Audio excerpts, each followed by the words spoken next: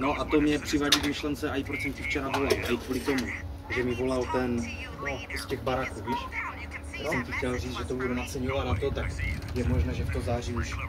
Jo, super, já půjdeme, zkusíme věci, jak to bude sehrát, bude to perfektní, Dívej se, já vždycky synky, okamžitě co přijdou peníze, tak vždycky synky hned vyplacím. Prostě tam já to nějak jinak ani nedělám. Takže to jako se bát nemusíš, akorát uvidíš, že jako, jak to bude bavit, ale já si myslím, že v klidu, tak víš, co robíme, že to je taková robota pro ty.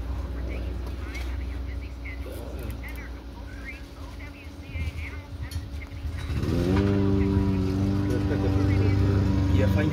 Ráno bylo chladno a úplně se tak vyčasilo hezky. Zítra bojím se vají, že trochu všichni.